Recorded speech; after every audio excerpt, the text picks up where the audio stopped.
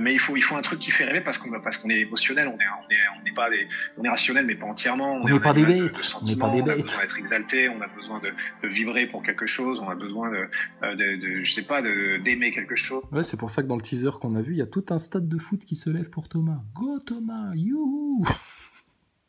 L'équipe de France, d'avoir des trucs qui nous surprennent, etc. C'est ça la vie. Ouais, c'est ça la vie. Bah, c'est exactement ce qu'on empêche aux gens en fait. La vie, on les empêche de vivre hein, pendant que toi tu racontes, pendant que toi tu nous joues du flutio, hein, petit astronaute. Thomas Pesquet embarquera en bord de la navette Crew Dragon le 22 avril prochain pour une mission de 6 mois dans l'espace. Oh putain de merde. Comment ça va être rigolo tout ça, dis donc. Ah, il est formidable Thomas, il est tellement simple, il explique tellement bien les choses, on comprend tout quand il explique, se disent la ménagère de moins de 50 ans, qui comprend rien, qui porte son masque dans sa voiture, pour qui il est écrit sur les bouteilles de shampoing ne pas avaler, enfin tout ça quoi. Alors Paris Match, ils ont fait une autre vidéo sur Thomas Pesquet. Alors ça c'est une pub hein, pour des trucs sucrés qu'il faut surtout pas manger, il faut avoir une activité physique régulière, hein, je vous le rappelle, mais bon... Ça t'est interdit, sauf si tu portes un masque, hein, pour mieux respirer. Alors, vas-y, Paris Match. Trop fort. Attends, c'était quoi votre slogan? Le poids des mots, le choc des photos? Alors, attends, là, c'est surtout le choc des images, là, hein, pour bien manipuler émotionnellement les gens. Mais alors, au niveau du poids des mots, il s'agirait de faire des arrêts et puis de réfléchir un petit peu à ce que vous raconte votre astronaute. Et puis de comparer à ses dernières déclarations. Et puis de comparer à ce qu'il a raconté quand il était dans la station en 2016-2017. Et puis de comparer avec les discours des astronautes anglophones. Parce que dis donc, il y a de quoi rigoler. Hein. Et vous balancez pas des fake news à longueur de temps. Là, regardez-vous, là. Vous participez à la propagande hollywoodienne de cette énorme fraude, là. Thomas Pesquet, le futur français dans l'espace. En plus, vous faites des erreurs, c'est commandant Pesquet, Paris Match. Combien de fois il faut vous le dire? Et dis donc, elles sont passées où les étoiles? On les voit plus là?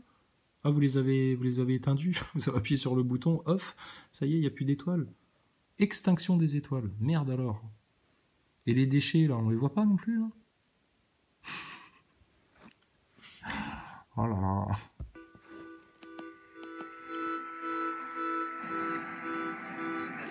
Ça va here. C'est statique, hein. Ouais, c'est statique, je confirme. We see our Soyuz, and behind it the Progress that we just visited both. Si c'est un peu la cabine dans laquelle vous allez décoller dans 1 an et demi. Tout à fait, ouais. C'est le volume intérieur est le même. Les instruments ont changé un petit peu, heureusement. Alors, citoyen circonspect, hein, espèce de neuneu là, qui fait le malin dans les commentaires, enfin qui faisait le malin dans les anciennes chaînes, la Chrysalide Post. Il y a des chiottes derrière les sièges. Regarde, ils peuvent se lever pendant le voyage de 54 heures. Ils font pas pipi et caca dans des couches pendant 54 heures. Regarde comment ils sont. La cabine dans laquelle vous allez décoller dans 1 an et demi. Tout à fait, ouais. C'est le volume intérieur est le même. Les instruments ont changé un petit peu, heureusement. Pour nous, c'est plus moderne. Ça va servir pour nous emmener jusqu'à la station Sarimé. C'est pas confortable, vous voyez, on a les genoux sous le menton. Il faut rester des heures comme ça, c'est assez douloureux. T'as entendu? Faut rester des heures comme ça. Donc celui qui va venir te dire qu'il se lève pendant le voyage pour aller faire pipi derrière les sièges. Non, bah non, tu vois. T'as beau avoir trouvé une fiche technique de la NASA qui te l'explique, ben de nouveau, t'as juste souligné une autre contradiction de la NASA. Puisque ton astronaute, il te dit tout le contraire. Donc les NASA Boys, si un jour vous tombez sur ces vidéos-là, c'est foutu pour vous. D'ici là, Thomas, il sera déjà revenu, il se sera déjà pendu à ses câbles. Mais c'est le prix à payer pour réaliser son rêve. On a envie de faire ça, on a envie d'être comme ça, c'est assez douloureux, mais c'est le prix à payer pour réaliser son rêve. Est le même, les instruments ont changé un petit peu, heureusement, pour nous c'est plus moderne. Ça va servir pour nous emmener jusqu'à la station Sarimé. C'est pas confortable, vous voyez, on a les genoux sous le menton, il faut rester des heures comme ça, c'est assez douloureux, mais c'est le prix à payer pour réaliser son rêve. On a envie de faire ça, on a envie d'aller plus loin, là où personne n'est jamais allé, on a envie de rester plus longtemps. Aujourd'hui, je vais sur l'ISS dans 1 an et demi. S'il y avait une destination plus lointaine, bah, j'irais aussi, mais malheureusement, pour l'instant, il n'y en a pas. Putain, ils sont culottés. Hein. Ah, s'il y avait une destination plus lointaine, j'irais, hein, mais on est incapable de sortir. Alors, bon, bah, on vous raconte un gros bobard, hein, qu'est-ce que je te dis. La Cité de l'Espace, le CNES, le SA, le CADMOS, la NASA. Putain, l'arnaque de merde. Sérieux, hein, désolé de le dire comme ça, mais maintenant ça a trop duré ça. Maintenant on veut la vérité sur la table. Hein. C'est comme pour le Covid, comme pour votre picouse. Hein. Et stop l'arnaque maintenant. Hein. Ça suffit maintenant, la propagande. Hein. Quel acteur. Psychologiquement, être enfermé pendant 6 mois. Alors, 2 secondes, avant que tu nous parles de ta psychologie et de tes états d'âme, d'astronaute, de manipulateur de foule. Là, il est où le blindage? Ça, les éléments là, c'est blindé là? Pourtant, ça, si ça se prend une caillasse, à mon avis, c'est un élément important. Ça risque de foutre la merde dans votre alimentation en énergie par les panneaux solaires, etc. Ça, les panneaux, tout ça, c'est blindé. Ça, c'est des panneaux thermiques, ça. C'est ça que vous avez perdu dans l'espace et que vous avez remplacé par un sac de rangement. On peut voir des photos du sac de rangement qui a été attaché de manière correcte, tel que tu le déclares à la conférence du Bourget. Ensuite, ça, c'est blindé, que dalle. Là, il y a du blindage, là, ça, c'est blindé. Là, la porte, elle est carrément ouverte. Putain, il y a une météorite qui rentre là-dedans, mon gars. C'est l'extinction en masse dans votre station spatiale. Là. Il est où le blindage, là? Les NASA Boys.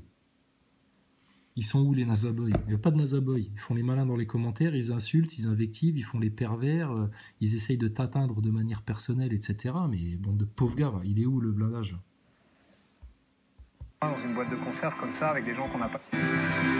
Psychologiquement, être enfermé pendant 6 mois dans une boîte de conserve comme ça, avec des gens qu'on n'a pas choisis, avec de la promiscuité. Alors, promiscuité, bah oui, mais attends, tu l'as choisie, elle t'était promise, si elle arrive cuitée au mariage, c'est comme ça, c'est ta promiscuité. Donc Thomas, t'es dans une boîte de conserve. Arrête de parler comme un complotiste, c'est pas une boîte de conserve, c'est la station spatiale, 120 milliards de dollars, et toi tu parles de ça comme d'une boîte de conserve.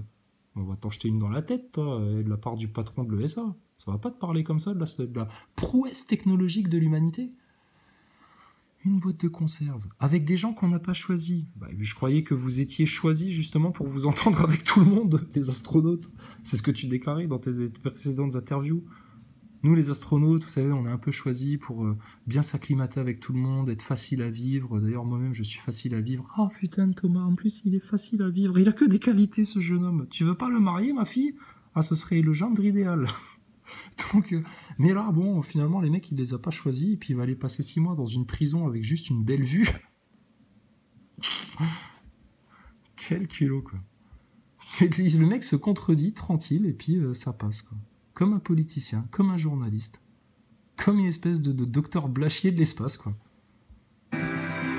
Psychologiquement, être enfermé pendant 6 mois dans une boîte de conserve comme ça, avec des gens qu'on n'a pas choisis, avec de la promiscuité, un niveau de confort qui se rapproche quand même plutôt du camping que du 5 étoiles, c'est pas facile. Surtout au niveau des chiottes, hein, c'est pire qu'au camping, hein, c'est pas facile, bah ouais, tu m'étonnes, c'est pas facile, mais ça a l'air tellement facile. À d'autres moments, oh, putain, c'est la joie de vivre, on fait des mannequins challenge, on a plein de distractions dans la station, on peut regarder des matchs de rugby, tranquille sur notre transat en apesanteur, on a tout ce qu'il faut à manger, on est bien dans la station, c'est le meilleur endroit où on voudrait être, c'est super génial, etc. Mais là, maintenant, tel qu'ils te le vendent, putain, c'est une corvée d'y aller.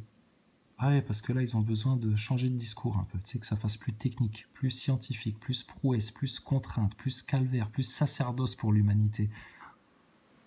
Pour mieux faire rêver les gens. Votre stratégie va prendre l'eau. Vous allez vous prendre les pieds dans le tapis comme les autres neuneux avec leur masque et leur Covid. Hein. Même topo. Loin des siens, loin de sa famille, donc il faut être un joueur d'équipe, je pense. Il faut être un joueur d'équipe. Ah bah dis donc. Et les Français, ils jouent en équipe en ce moment? Parce qu'eux aussi, hein, ils sont loin de leurs proches, loin de leur famille. Ils sont isolés, confinés. Là. Et ça fait un peu plus de 6 mois que ça dure, hein, cette histoire. Hein. Il est où ton masque à toi, tocard, là? Incroyable. Un peu flexible, il faut être un peu patient, il faut savoir écouter. Un peu. Donc je pense que c'est un peu ça, la caractéristique des astronautes modernes. La caractéristique des astronautes modernes. Pourquoi ceux qui sont allés sur la Lune en 69, ils les avaient choisis, leurs collègues? Ils n'avaient pas de promiscuité? Ils n'étaient pas dans une boîte de conserve encore plus précaire que votre truc, là? Mais la grande prouesse des mecs qui sont allés sur la Lune, c'est juste de ne jamais avoir fait de cratère là où ils ont aluni. Aucune trace de poussée, de rien du tout, les poussières, rien. Lisse, comme dans un studio de cinéma. Il était fort, hein, Stanley Kubrick, hein, de laisser des boulettes pareilles dans la mise en scène pour que finalement les gens finissent par s'en rendre compte un jour. Et tu sais, les gens, ils se sont rendus compte dès les années 70. Hein. Mais bon, on les a traités de tarés. Donc du coup, ils ont fermé leur gueule. Mais nous, là, on est bien parti pour ne plus jamais se taire. T'entends ça?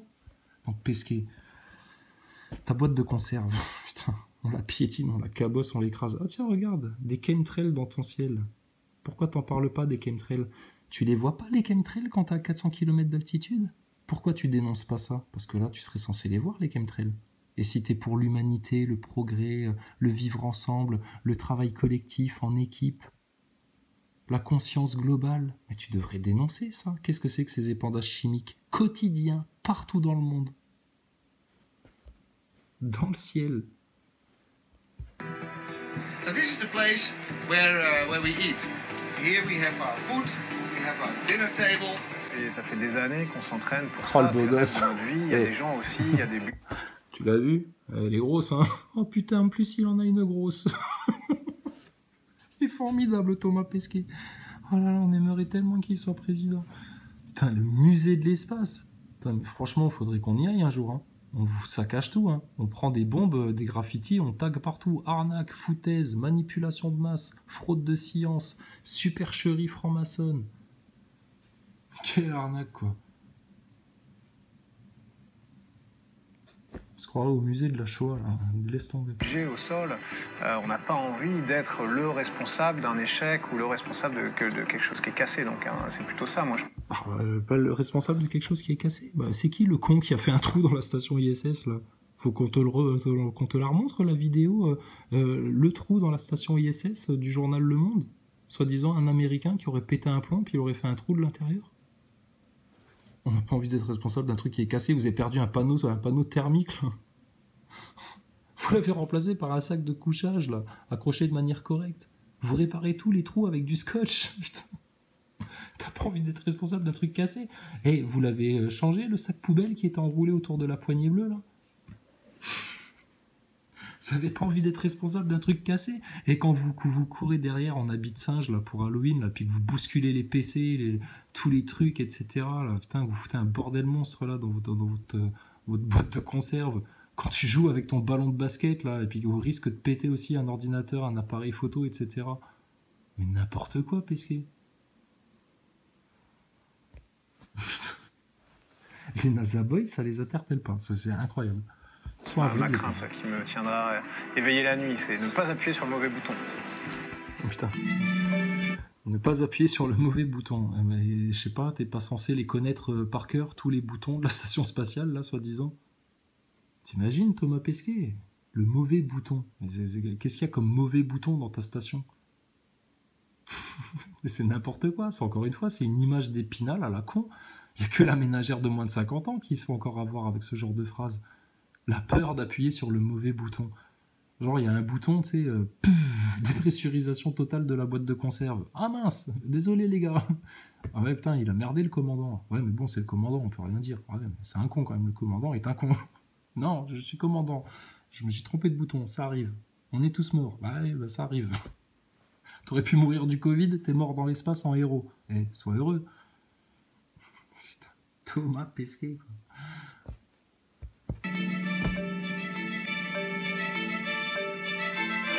Ce qu'il faut pas, c'est bouger la tête.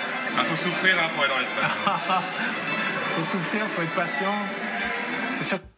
Faut souffrir, faut être patient. Pourquoi ils t'ont dit que si tu participais bien à la première étape qui était le mensonge global, tu irais pour de vrai dans l'espace? Ils t'ont menti, Thomas. Réveille-toi, ils savent pas sortir. T'es juste le dindon d'une farce qui va être dévoilé. Les câbles vont être coupés devant tout le monde et ça va faire mal quand ça va se savoir. Et ça va se savoir parce que c'est grâce à toi que ça va se savoir. Tu vas faire des bourdes monumentales dans ta mission.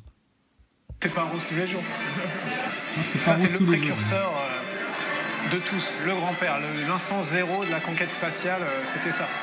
On a commencé à compter à partir de cette date-là. Voilà. Ils ont appris à compter avec le Spoutnik. 1, 2, 3 milliards, 4 milliards, 5 milliards de dollars, 6 milliards de dollars, 7 milliards.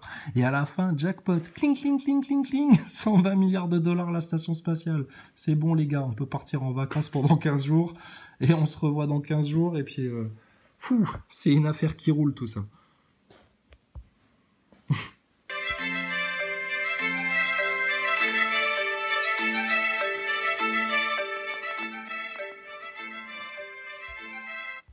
Voilà. Ah bah, ça y est, c'est bon, tu es sur Mars. Hein. Ah bah, oh, regardez les images de Explorer, mon cul, là, je sais pas quoi, là. Serenity, là, sur Mars. Regardez les premières images de Mars en direct. C'est incroyable. Une prouesse technologique historique de l'humanité. Oh là là, c'est formidable. Non, va pas trop à gauche parce qu'on voit que c'est un décor en carton, là. Oh, pardon, excuse-moi. Regardez, les images de Mars, pas une seule marmotte, rien du tout. On se croirait à Tenerife, aux Canaries, mais c'est exactement pareil. Mais on est sur Mars, hein, promis juré, hein, sur la tête de ma mère. Hein. On n'est pas en train de vous monter un bateau. Hein. Croyez-nous, faites-nous confiance. Ayez confiance. Ils te racontent ce qu'ils veulent. Attends, je fais ma trace sur... Oh putain, il fait sa trace sur Mars. Ah ouais, dis donc. Comme tes collègues dans les studios, la fois là. Hein. Ils ont fait leur trace sur la Lune. Hein. T'as vu ? Thomas Pesquet, il a la grande classe. Il a la classe Mars parce qu'il est commandant. Lui, il peut aller piétiner le décor tranquille dans le musée de l'espace. Hein. Oh putain, il a carte blanche, le mec. Ah, il pourrait même faire caca à côté de la machine, personne ne lui dirait rien. Il est commandant, il est astronaute. C'est un surhomme. Et voilà, elle est là. Et voilà. C'est un petit pas pour l'homme, sacré grand pas pour moi. Ouais, voilà. C'est un petit pas pour l'homme, et puis en fait, tu vois, voilà, c'est le plus grand pas que tu auras fait de ta vie. Les clichés, la propagande, ça peut plus durer votre histoire du spatial. C'est mort. La science, c'est pas nous. C'est pas notre doute ou quoi que ce soit. Non, c'est les faits et la science qui vous ont laminé la tête. T'entends ça, Pesquet ? Laminé. Vous vous êtes fait laminer par les faits, l'objectivité, la rigueur et la science. Elle est là. C'est un petit pas pour l'homme, sacré grand pas pour moi. Garde à vous en présence de l'ordre casque noir.